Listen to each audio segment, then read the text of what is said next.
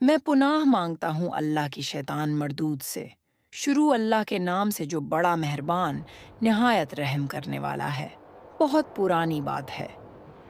ایک بستی اجڑ چکی تھی، مکان ٹوٹ پھوٹ گئے تھے، گلیاں ویران پڑی تھیں، اور وہاں زندگی کے کوئی آثار باقی نہ تھے۔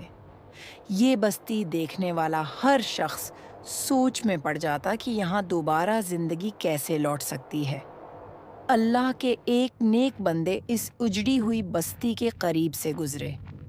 ان کے ساتھ ان کا گدھا بھی تھا۔ انہوں نے ویران مکانوں کو دیکھا، ٹوٹی ہوئی چھتوں کو دیکھا، اور دل میں سوچنے لگے، اللہ اس بستی کو دوبارہ کیسے زندہ کرے گا؟ یہ سوال ان کے دل میں آیا، مگر اللہ اپنی قدرت کا جلوہ دکھانا چاہتا تھا۔ اللہ نے انہیں وہیں موت دے دی۔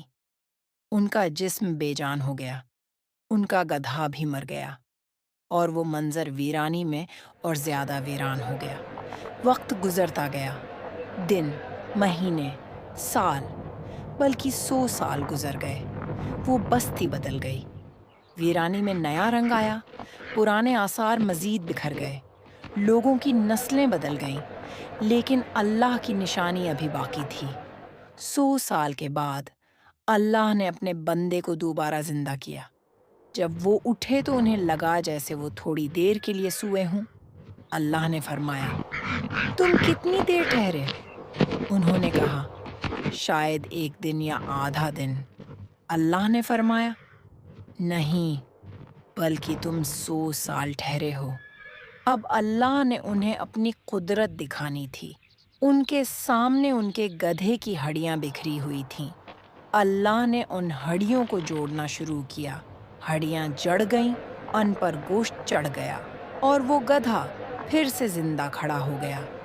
یہ منظر دیکھ کر وہ بندہ پکار اٹھا، میں جان گیا کہ بے شک اللہ ہر چیز پر قادر ہے۔ اللہ نے انہیں صرف اپنی زندگی ہی نہیں لوٹائی، بلکہ بستی کی بحالی کا منظر بھی دکھایا۔ ویران زمین پر پھر سے ہریالی اگی، اجڑے مکان آباد ہوئے، اور لوگ پھر سے بس گئے۔ یہ واقعہ قیامت تک آنے والوں کے لیے ایک نشانی ہے کہ اللہ مردوں کو زندہ